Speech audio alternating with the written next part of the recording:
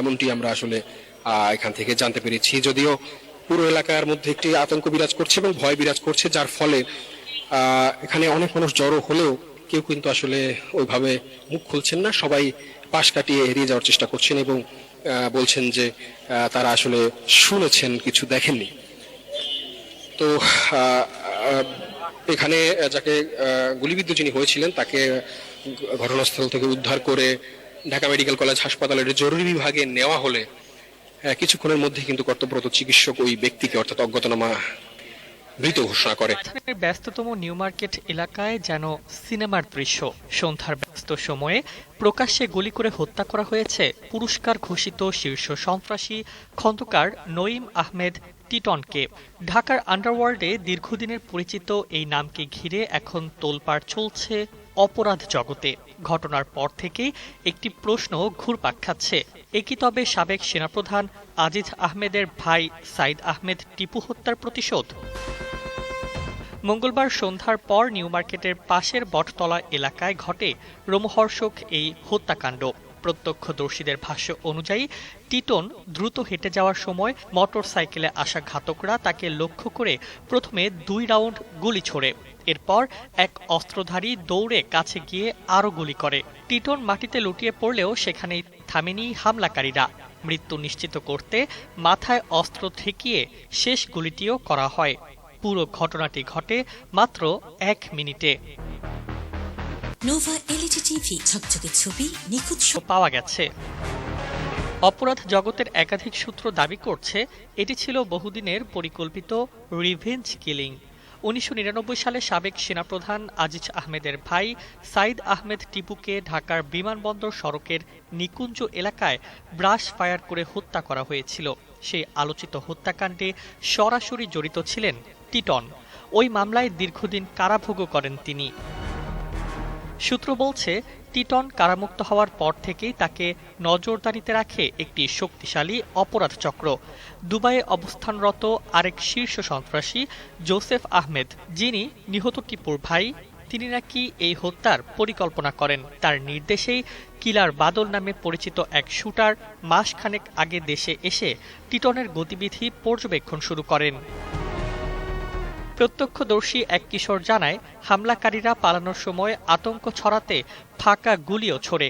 পরে তারা দ্রুত মোটরসাইকেলে করে বিজিবি গেটের দিকে পালিয়ে যায়। নিউ মার্কেট থানার পুলিশ জানিয়েছে, ঘটনাটি গুরুত্ব সহকারে তদন্ত করা হচ্ছে। তবে হত্যার মোটিভ নিয়ে এখনো আনুষ্ঠানিকভাবে কিছু জানানো হয়নি। কিন্তু ঢাকার অপরাধ জগৎ বলছে, এটি শুধুই একটি খুন নয়, বরং বহু বছরের রক্তাক্ত বিরোধের ভয়ঙ্কর পরিণতি। টিটনের সাথে আমার ক বলতে কোনো শব্দ উচ্চারণ হয় নাই। টিটনের শত্রুকে টিটন তখনই বলে গেছে যে ইমনুকে মারতে যায়। ওর পারিবারিক ভাবে ওর সমস্যা, ওর বোন জামাই দুজনেই চাই ও মারা যাক। আমি চ্যালেঞ্জ দিলাম, আমার সাথে কোনো কথা হয়নি ওদের পাশে। এখন তো প্রযুক্তির যুগ, তারা এজাহারে যে কথাগুলো তারা অভিযোগে বলে গিয়েছিল যে আমার সাথে নাকি হাত নিয়ে দ্বন্দ্ব, বা ওর ভাইকেও বলেছে যে হাত নিয়ে দ্বন্দ্ব আমার সাথে, এই কথাগুলো বলেছে। বাট যদি ওর টিটনের ফোন এবং ওর ভাইয়ের ফোন ফরেনসিকে দেওয়া হয়, আমি চ্যালেঞ্জ করতে পারবো যে গত 1 মাসের মধ্যে টিটনের সাথে আমার ক বলতে কোনো শব্দ উচ্চারণ হয় নাই ওর সাথে ফোনে। তাহলে আমি কিভাবে এই কথাগুলো বললাম? আর হার্টের মূল যে বিষয়টা, হার্ট টিটন কোনো শিডিউল কিনেছে কিনা আমি নিজেও জানি না। কিনলে যদি সিটি কর্পোরেশন থেকে লিস্টটা নিলে জানতে পারবে যে টিটন হার্টের কোনো শিডিউল কিনেছে কিনা। আমার জানা মতে ওর তো এই হার্টটাতে এইসব ঝামেলায় আসার কথা না, কারণ ও আসার পর ও একসাথেই আমরা যমুনা টিভির কাছে সাক্ষাৎকার দিয়েছিলাম যে স্বাভাবিক জীবনে টিটন বলছিল যে টিটন স্বাভাবিক জীবনে ফিরতে চায়। এবং টিটনের শত্রুকে আজকে 71 টিভিতে দেখলাম আর কি, টিটনের শত্রুকে টিটন তখনই বলে গেছে যে ইমনুকে মারতে চায়। সে জায়গায় আমি এটার আসামি হলাম কিভাবে? এটা হলো একটা। দ্বিতীয়ত, ওর পারিবারিক ভাবে ওর সমস্যা, ওর বোন জামাই দুজনেই চাই ও মারা যাক। ওর পরিবারের আরো কেউ হয়তো বা ওর এই বোনের সাথে একমত কিনা আমি ঠিক জানি না, বা এজাহারটা কিভাবে আমার উপর আসলো সেটাও আমি ঠিক জানি না। এটা তদন্ত করলে অবশ্যই আসবে। সমস্যা কি? টিটনের ফোন বা ভাই যারা বলতেছে সেটা সত্যতা প্রমাণের জন্য তো এটাই যথেষ্ট, তাই না? এটা ওরাই, মানে ইমন তো আসলে আপনি সাইকোই বলা চলে, একদম সাইকো। অত্র এলাকায় ঢাকা শহরে এখন একদম দুর্দণ্ড প্রতাপের সাথে সন্ত্রাসী কর্মকাণ্ড পরিচালনা করতেছে ইমন একমাত্র। মিরপুরে ফরেস্টার গ্রুপ আর এদিক থেকে একদম পুরান ঢাকা পর্যন্ত যদি ধরেন আপনি, তাহলে ইমন, তার সাথে রিলেটেড সবাই, ঠিক আছে। ওর চাঁদার মানে অ্যামাউন্ট যদি আপনি শুনেন প্রতি মাসে ওর চাঁদার আয় কি পরিমাণ, সেটা চোখ চড়ক গাছ হয়ে যাবে আপনাদের। কারণ ও এই পরিমাণ চাঁদা আদায় করে প্রতি জায়গার থেকে, এবং এইভাবে মানুষকে মেরে মেরে মানুষকে ভিতরে আতঙ্ক সৃষ্টি করে সবার মাঝে ও এইভাবে তখন ওর নিজের সমস্ত সন্ত্রাসী কর্মকাণ্ড, চাঁদাবাজি বলেন, মাদক ব্যবসা বলেন, তারপর ইন্টারনেট ব্যবসা বলেন, ডিশ ব্যবসা বলেন, ময়লার ব্যবসা বলেন, সব একচ্ছত্র ভাবে ও নিয়ন্ত্রণ নিতে চায় বা নিচ্ছে। এইভাবে একের পর এক ওর কিন্তু নিচ্ছে। সেই জায়গায় জোসেফ এখন টোটালি সিন আউট, ওটা সিনের মধ্যেই নাই, কোনো সিনেই। এক সময় রাজধানী ঢাকায় এলাকা ভিত্তিক কিছু ব্যক্তির নাম শুনলে মানুষ আঁতকে উঠত। দিন দুপুরে চাঁদা চেয়ে চিরকুট পাঠাতো তারা। পুলিশকে জানালে হয়তো তাদের জীবনই চলে যাবে। এ কারণে অনেকেই আইন শৃঙ্খলা রক্ষাকারী বাহিনীকে বিষয়টি জানাতো না। পুলিশের অভিযানে ধীরে ধীরে পরিস্থিতির উন্নতি ঘটে, কিন্তু দীর্ঘদিন পর আবার উত্তপ্ত হয়ে উঠেছে আন্ডারওয়ার্ল্ড। চাঁদাবাজি, দখল ও আধিপত্য বিস্তারকে কেন্দ্র করে সন্ত্রাসীরা আবার খুনাখুনিতে লিপ্ত হচ্ছে। অবৈধ অস্ত্রের ঝনঝনানিতে চিন্তিত পুলিশ প্রশাসন। তথ্য পর্যালোচনায় দেখা যাচ্ছে 2024 সালের পর থেকে আন্ডারওয়ার্ল্ডের সন্ত্রাসীরা আবার সক্রিয় হয়ে উঠেছে। গত মঙ্গলবার রাতে নিউ মার্কেটে পুলিশের তালিকাভুক্ত শীর্ষ সন্ত্রাসী টিটন অপর গ্রুপের হাতে নিহত হওয়ার পর নতুন করে আলোচনায় এসেছে এই অপরাধ সাম্রাজ্য। তারা প্রকাশ্যে খুনাখুনিতে লিপ্ত হওয়ায় জনমনে ভীতি সঞ্চার হচ্ছে। এদের অবৈধ অস্ত্রের উৎস বন্ধ করতে মাঠে নেমেছে পুলিশ। পুলিশ জানায়, পুলিশের নজরদারির ফলে দীর্ঘদিন ধরে আন্ডারওয়ার্ল্ডের সন্ত্রাসীরা আত্মগোপনে ছিল, কেউ কেউ কারাগারেও ছিল। তবে 2023 সালের 18 সেপ্টেম্বর রাতে শীর্ষ সন্ত্রাসী তারেক সাইদ মামুন নামে এক শীর্ষ সন্ত্রাসীকে লক্ষ্য করে এলো পাতাড়ি গুলি চালায় একদল সন্ত্রাসী। ওই গুলি লাগে কাছে থাকা মোটরসাইকেল আরোহী আইনজীবী ভুবন চন্দ্রের মাথায়। সেই সময় থেকে আবার মাথা চাড়া দিয়ে উঠতে থাকে আন্ডারওয়ার্ল্ড। 2024 সালের 25 মে মধ্য বাড্ডার গুদারাঘাট এলাকায় সাধন নামে এক ডিশ ব্যবসায়ীকে গুলি করে হত্যা করে সন্ত্রাসীরা। এই ব্যবসার নিয়ন্ত্রণ ও লভ্যাংশ নিয়ে বিরোধের জেরে বিদেশে অবস্থানরত চিহ্নিত সন্ত্রাসীদের নির্দেশে তাকে হত্যা করা হয় বলে তদন্তে উঠে আসে। ঢাকার বাড্ডা এলাকার ডিশ, ইন্টারনেট ও জুট ব্যবসা, চাঁদাবাজি এবং জমি দখলের মতো অপরাধগুলো পুলিশের খাতায় থাকা শীর্ষ সন্ত্রাসী রবিন ও ডালিম মালয়েশিয়ায় বসেই পরিচালনা করছেন বলে জানা গেছে। সূত্র জানায়, 2024 সালের 29 সেপ্টেম্বর রাজধানীর মগবাজারের বিশাল সেন্টারে দলবল নিয়ে মহড়া দেয় শীর্ষ সন্ত্রাসী সুব্রত বাইন। এ নিয়ে সেখানকার ব্যবসায়ীরা আতঙ্কিত হয়ে পড়েন। 2024 সালের 20 সেপ্টেম্বর রায়ের বাজারে সাদেক খান আরদের সামনে জোড়া খুনের ঘটনা ঘটে। ওই খুনের সঙ্গে আন্ডারওয়ার্ল্ডের সন্ত্রাসী পিচ্চি হেলাল জড়িত। প্রায় 2 যুগ পর জামিনে বের হওয়া পিচ্চি হেলালের বিরুদ্ধে এই ঘটনায় ফের হত্যা মামলা হয়। গত বছরের 10 নভেম্বর পুরান ঢাকার ন্যাশনাল মেডিকেল ইনস্টিটিউট হাসপাতালের সামনে প্রকাশ্য গুলি করে পুলিশের এক সময়ের তালিকাভুক্ত সন্ত্রাসী তারিক সাইফ মামুনকে হত্যা করে দুর্বৃত্তরা। সূত্র জানায়, রাজধানীতে এক সময় চাঁদাবাজি আর আধিপত্য নিয়ে তৈরি হয়েছিল 7 স্টার ও 5 স্টার গ্রুপ। দিন দুপুরে রাজধানীর বিভিন্ন এলাকায় প্রকাশ্য চলত এসব সন্ত্রাসী অস্ত্রের মহড়া। এদের মধ্যে খিলগাঁওয়ে জিসান, মিরপুরের সাদাত, লিন্টু, কারওয়ান বাজারের আশিক, কল্যাণপুরের প্রকাশ, যাত্রাবাড়ির ইতালি নাসির, মগবাজারের রনি, শাহআলী এলাকার গাজী সুমন, আদাবরের নবী, মোহাম্মদপুরের কালামনির উল্লেখযোগ্য। সূত্র জানায়, সর্বশেষ আন্ডারওয়ার্ল্ডের খুনাখুনিতে নিহত হন আরেক শীর্ষ সন্ত্রাসী খন্দকার নাইম আহমেদ টিটন। 2001 সালে পুলিশ যে 23 শীর্ষ সন্ত্রাসীর তালিকা প্রকাশ করে, সেখানে টিটনের নামও ছিল। তার ভগ্নিপতি আরেক শীর্ষ সন্ত্রাসী তানজিদুল ইসলাম ইমন। তারা দুজনই মোহাম্মদপুরের সন্ত্রাসী চক্র হারিস জোসেফ গ্রুপে যুক্ত ছিলেন। টিটনের তৎপরতা ছিল ধানমন্ডি ও হাজারীবাগ এলাকায়। পুলিশ জানায় টিটন 1990-এর দশকের শুরুর দিকে ঢাকার অপরাধ জগতে প্রবেশ করেন। তিনি প্রথমে স্থানীয় অপরাধী চক্রের সদস্য ছিলেন এবং ধীরে ধীরে অপরাধ জগতে নিজের পরিচিতি বাড়াতে থাকেন। তিনি একাধিক হত্যাকাণ্ডে নেতৃত্ব দেন। টিটন অস্ত্র ব্যবসার সঙ্গেও জড়িত ছিলেন। 2004 সালে আইন শৃঙ্খলা রক্ষাকারী বাহিনী টিটনকে ঢাকার ক্যান্টনমেন্ট এলাকা থেকে গ্রেপ্তার করে। 2014 সালে বাবর এলাহি হত্যা মামলায় তাকে মৃত্যুদণ্ড দেওয়া হয়। তবে 2024 সালের আগস্টে তিনি জামিনে মুক্তি পান। 2024 সালের 12 আগস্ট কাশিমপুর হাই সিকিউরিটি কারাগার থেকে মুক্তি পান তিনি। এদিকে 24 জুলাই আন্দোলনে খোয়া অস্ত্র এখনো উদ্ধার না হওয়ায় বিষয়টি ভাবাচ্ছে পুলিশকে, কারণ পুরস্কারের ঘোষণা দিয়ে জঙ্গি ইস্যুতে ভিন্ন মত মন্ত্রী উপদেষ্টার। চলুন দর্শক, লিড নিউজটির বিস্তারিত জেনে নেওয়া যাক। দেশে জঙ্গি তৎপরতা আছে কি নেই এ প্রশ্নে সরকারের দুই গুরুত্বপূর্ণ ব্যক্তির বক্তব্যে উঠে এসেছে বিপরীতমুখী ভাষ্য। স্বরাষ্ট্রমন্ত্রী সালাউদ্দিন আহমদ বলেছেন দেশে কোনো জঙ্গি তৎপরতা নেই। অন্যদিকে প্রধানমন্ত্রীর তথ্য ও সম্প্রচার উপদেষ্টা জাহিদুর রহমান বলেছেন দেশে জঙ্গি রয়েছে, তবে সরকার তার শূন্যের কোটায় নামিয়ে আনার চেষ্টা করছে। তবে উভয়ই মনে করেন বিগত আওয়ামী লীগ সরকার বিষয়টিকে রাজনৈতিক ফায়দার হাতিয়ার হিসেবে ব্যবহার করেছে।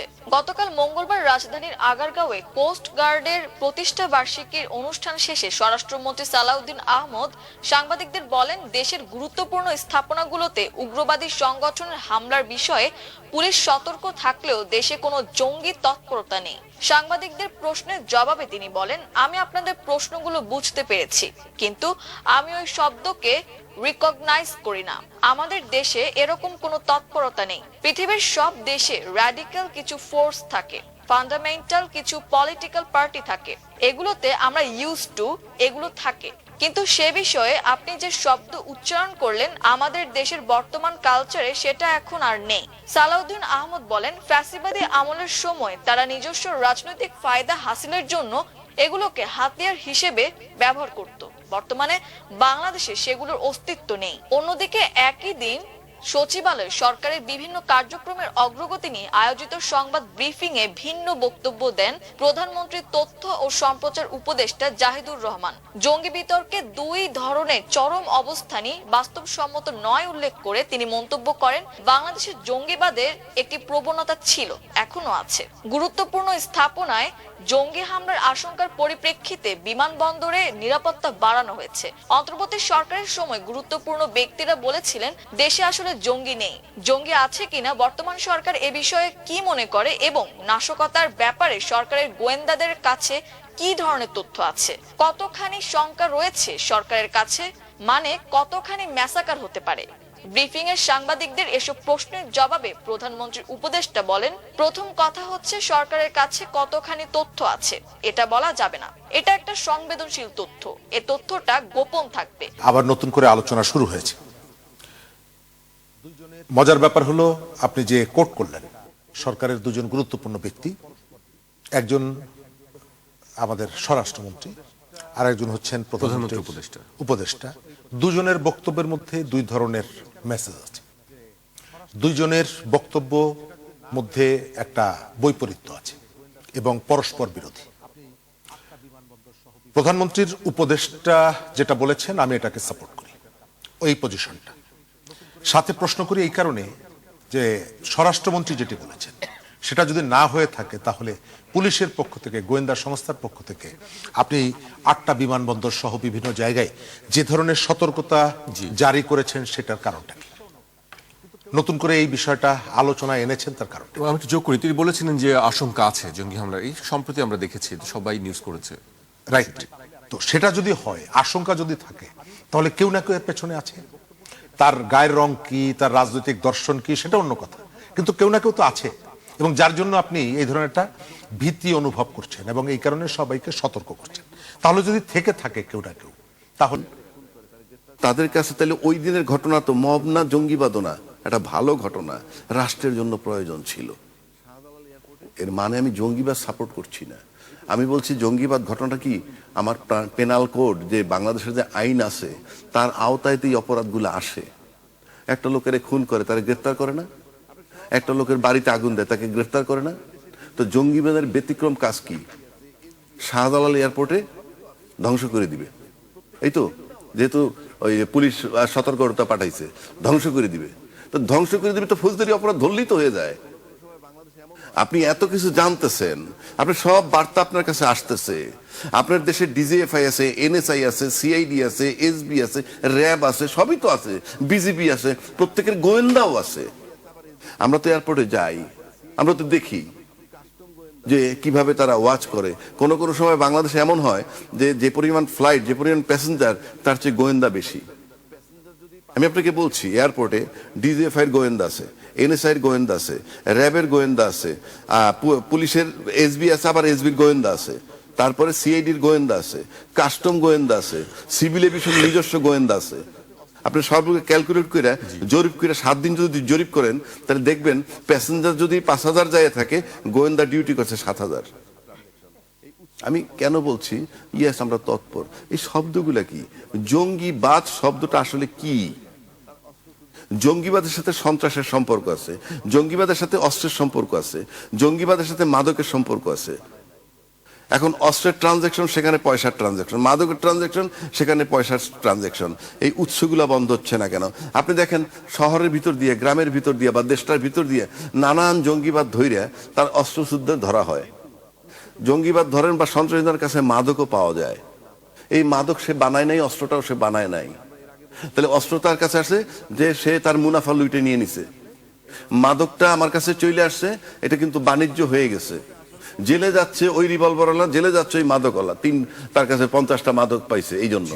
কিন্তু উৎস তো বন্ধ হয় না।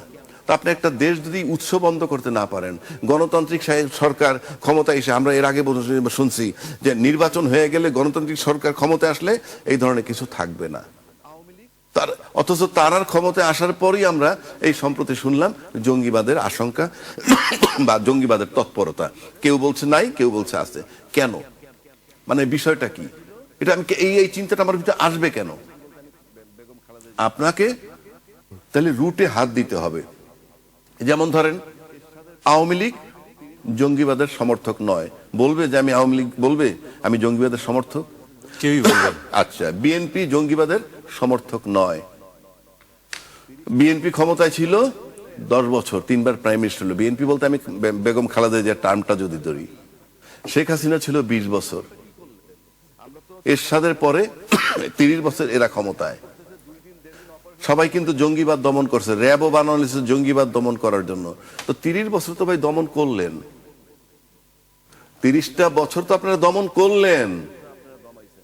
এখনো যদি জঙ্গিবাদ হয় তো দমনটা করলেন কি? দমনটা কি করলেন? আমরা তো শেখ হাসিনার সময়